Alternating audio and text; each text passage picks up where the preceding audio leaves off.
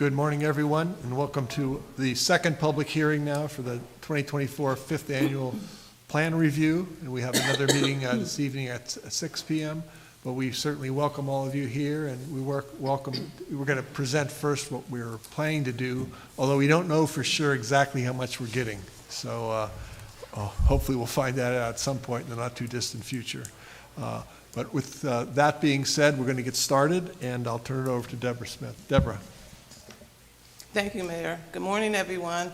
My name is Deborah Smith. I'm the Director of the Department of Economic and Community Development. Today I have staff with me, Veronica Fields, who is the Grant Administrator, and Shateria Franklin, who is out in the audience ensuring that everyone is signing in. Shateria is the Assistant Grant Administrator. Today we will discuss the process for our fiscal year 2024 proposed annual plan and the proposed activities for fiscal year 2024. The five-year consolidated plan was developed in 2020. The consolidated plan is effective from 2020 to 2024. This is actually our last year in our five-year consolidated plan. We will be preparing a new consolidated plan for 2025. We'll start the process in the fall. So the consolidated plan with the annual plan, we update this each year to ensure that we're still meeting the needs of the community. For the fiscal year 2024 plan, applications were available from December 1st, 2023 to January 26, 2024. There were presentations that were conducted the week of February 9th to February 5th to February 9th, 2024. As the mayor mentioned, today is our second public hearing. There'll also be another hearing today at 6 p.m. with the same information. Today, we'd like to hear from you on what housing and community development needs that you feel are important for the Community Development Block Grant, the Home Investment Partnership, and the emergency solutions. Also, we'd like feedback on any of the proposed projects that we have listed for funding. So, on about May 13th, 2024, the city of Erie will be on schedule to submit its fiscal year 2024 annual plan. This is if we have received our notification from HUD on our actual allocation. As I mentioned, all funding activities listed in the packet are proposed because we do not know what we're going to get as far as what our funding allocation is. And if we don't have our funding allocation by May 13, 2024, our plan will not go in until we get approval from HUD to submit it. So for the fiscal year 2024 annual plan and the five-year consolidated plan, when the five-year consolidated plan was done, the following 6 priorities and subsequent goals and strategies were identified by the City of Erie for the period of 2020 through 2024 for the Community Development Block Grant Program, home investment, CDBG, and emergency solutions. And the first housing priority is housing priority, There's a need to improve the quality of the housing stock in the community by increasing the amount of decent, safe, sound, and accessible housing for homeowners, renters, and home buyers that is affordable to low and moderate income persons. And the goals and the strategies are housing rehabilitation, rental rehabilitation, housing construction, fair housing, home ownership, public housing. Please note for our the housing goals for housing, that the majority of the funds that we use are our home investment partnership funding. B was homeless priority. There's a need for housing and supportive services for homeless persons and persons who are at risk of becoming homeless. And the goals and strategies are continuum of care, operational and support, prevention and housing, and permanent housing. C was other special needs. There's a continual need for affordable housing, services, and facilities for persons with special needs and the disabled. And the goals and strategies are housing, social services, accessibility. D was community development priority. There's a need to improve the public and community facilities, infrastructure, public services, and the quality of life for all residents in the community. And the goals and strategies are community facilities, infrastructure, public services, accessibility, public safety, code enforcement, clearance, revitalization, historical preservation. E is economic development priority. There's a need to increase employment, self-sufficiency, education, job training, technical assistance, and economic empowerment of low and moderate income residents in the community. And the goals and strategies are employment, financial assistance, the redevelopment program, financial incentives. F is administrative planning and management. There's a continual need for planning, administration, management, and oversight of federal, state, and local funded programs.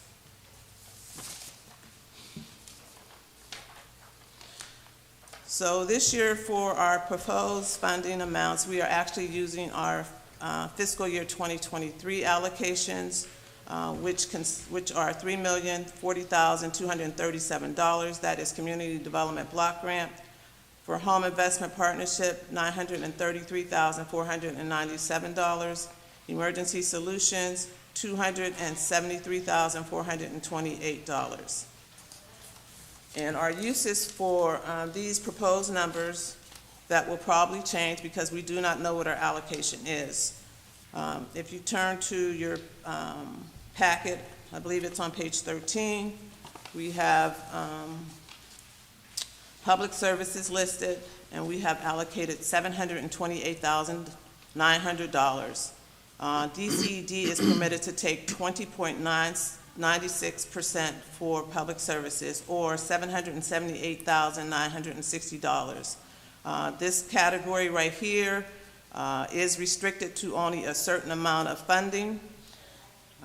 City of Erie Housing Rehab, we have allocated $174,977.39. For public facilities improvement, $818,931.61. For special economic development, $114,381,000. For economic development, $600,000. For general administration, $608,047. And so the total fiscal year 2024 funds for projected activities is $3,045,237, which includes $5,000 of projected program income. On page 14, we have a list of Home Investment Partnership Program, which lists our housing programs for the fiscal year 2024. We have rental rehab, $286,026. We have first-time home buyer, $277,061. We have home owner rehab, $277,061. And administration, $93,349. For our emergency solutions, which is on page 15, which lists the emergency shelters as well as transitional living. For our shelter operations, we have proposed $141,384. For transitional living, $25,100. We have rapid rehousing rental assistance, which is $88,864. And for administration, we have $20,507. And the formula for the emergency solutions is actually based on actual number of bed nights that each shelter uses, that they have actual people that stay at the shelter, and it's multiplied by the number of the total beds that are listed. I will now turn it over to Veronica Fields, who will give you the schedule for preparation, adoption, and submission of the proposed 2024 fifth annual plan. Thank you, Deborah. Good morning, everyone. Public hearing schedule of events. Notice was published on March 27, 2024, announcing the second public hearing, needs and input hearing, which is being held today, April 15, 2024, beginning at 10 a.m. and 6 p.m. Citizens will be provided an opportunity to present their views on housing and non-housing community development needs and to comment on the priorities and level of funding assigned by the City of Erie and addressing the needs as contained in the HUD 5-year consolidated plan. Critical dates. December 1st, 2023 to January 26, 2024. Solicitation of proposals, applications available beginning December 1st, 2023. January 26, 2024, applications are due. January 31st through February 9th, 2024, review of applications. February 5th through February 9th and February 9th, 2024, presentation for CDBG and home projects. February 16th, 2024, published notice for first public hearing. March the 4th, 2024, first public hearing, citizen input hearings at 10 a.m. and 6 p.m. March 19th and the 21st, study session with City Council. March 27, 2024, published 5th annual plan, projected use of funds, advertised for required 30-day public comment period, ending April 26, 2024. Second public hearing date will be advertised for April 15, 2024. April 5, 2024, published notice for second public hearing. April 15, 2024, second public hearing, citizen input, hearings at 10 a.m. and 6 p.m. May 1st, 2024, or May 15th, 2024, council authorization to submit 5th annual plan to HUD if allocations are known. May 13th, 2024, 5th annual plan submitted to HUD for required 45-day review period ending June 30th, 2024. June 5th and 19th, 2024, council appropriate. I'm having a rough day, y'all, sorry. Council appropriation and authorization to enter into contract with subrecipients. July 1st, 2024, program year begins. Thank you. Thank you, Veronica. As I mentioned before, all the proposed activities that are listed are proposed.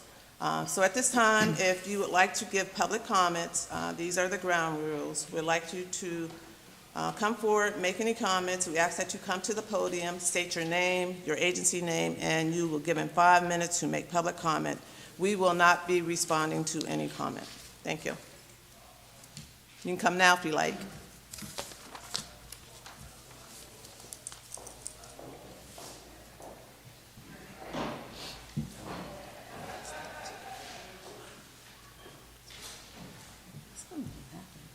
Good morning.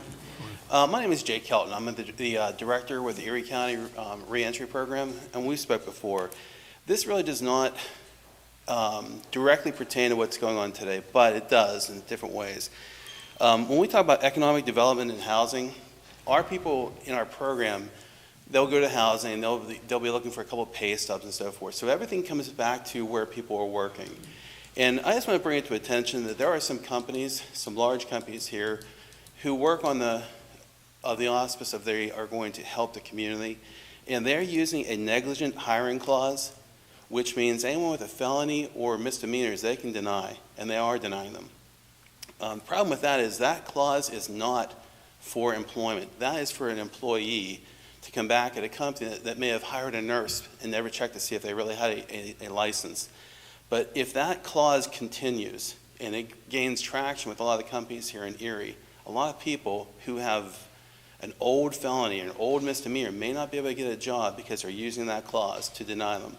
They don't even look at them. We've had people who go to the interviews, they are actually scheduled to beginning work the next week, and they say, oh, well, you've got a felony, you're out. So I want to say that for economic development, that should be something that is asked of every business. Are you using this clause? And if so, how are you using it in that way? I know it really doesn't have a lot to do with what we're talking about today, but it's important. So the negligent hiring clause is something I think that should really be looked at so it does not gain too much traction in bigger companies. So thank you very much. Thank you. Thank you.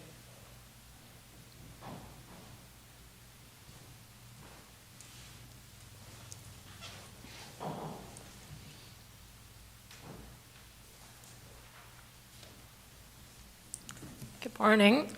Excuse me. I'm Anna Franz with our West Bayfront. Thank you for the opportunity to comment on this year's action plan.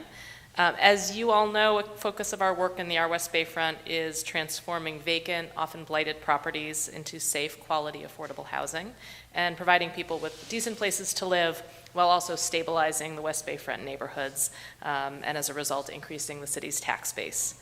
We appreciate that the alignment of our work is with the goals of the 2024 action plan, and that there's inclusion right now in the draft plan, the home-funded project that we proposed, which is the renovation of a property on Downing Court, which we anticipate acquiring from the city's land bank.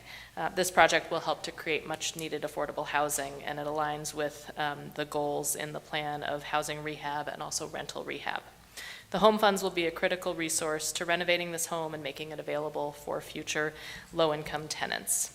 I'd also mention that our West Bayfront was very pleased to be designated a CHODO, Community Housing Development Organization, by the city this past year. This is a designation that's created under the HUD Home Guidelines and recognizes the role that community-based organizations like ours plays in providing affordable housing in the neighborhoods that we serve. We really appreciate the partnership and the support of the city administration, the mayor, Ms. Smith, and your office, and working with us through that process.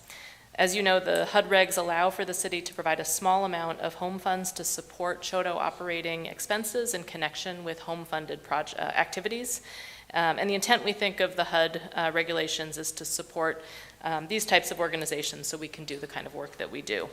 We hope that our request for a small amount of CHODO operating support, which isn't currently in the plan, will be included as you proceed with this planning process, and that it will be included in the final version that goes forward once the budget is finalized. And we're happy to provide any information that might be necessary to make that happen. Thank you very much for your time. Thank you.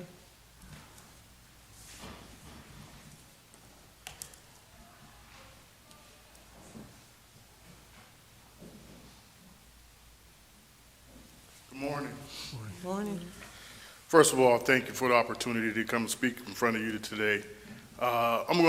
Today, I'm not just going to represent the Booker T. Washington Center. I'm going to represent the community centers in the whole. Hopefully they don't mind, but I think it's important. First of all, if you know in today's times and what we're dealing with our youth, I think it's very important that you invest in our youth. And the importance of that is that the youth is our future. And without these particular fundings, it would make it very difficult for our youth today. We are on the front lines every day dealing with the youth and making sure they have a safe place to come and participate in programs and services. And not only that, but also helping the families of these particular youth. So it is very important that you continue to fund these particular programs. Also like to say thank you for all of the past investment that you have given to our organizations, but I think it's imperative that we look to find more ways to generate revenues and work closely with us. One of the things that I think that we're missing the boat on is not just CDBG funding, but just an opportunity to work with the city to look for additional funding and try to write particular grants as a collaborative. And I think we should kind of take a look at that because funds are getting tight, and we understand the city has a lot of other things that they have to do in order to keep the city moving. But we have to find ways to invest in our youth. And one of those ways is we have to think about other opportunities as a collaborative, meaning the city and all of the other community centers coming together to find opportunities to go after other additional funding so we can leverage all of our funding in a collaborative way. So once again, we thank you for all of the opportunities that you've given us, all of the funds that you've given us, but I just realized that we need more. These are trying times for our community and trying times for the youth in the city of Erie, and it would behoove us as a city and as organizations not to work together. So thank you once again for the opportunity to speak in front of you, and hopefully we can continue to move the city forward. Thank you. Thank you, Chantel. That was Chantel Hilliard, just in case anybody here doesn't know who it, I think most of you probably know him, but thank you, Chantel. Anybody else want to speak? Okay, we're ready for the next step. which is my closing comments. Okay. Well, I do want to thank you all for being here today. I really appreciate the work you're all doing. We're trying to help obviously as much as we can, because it's important to transform Erie over time. We've got to be working with the youth and move them along. And I'm really proud of what all of you are doing, but also proud of what the city is doing in this area. So thank you very much for being here today. And I believe we will close it with that. Again, thanks for being here. Maybe we'll see you at 6 tonight. You don't have to come, though.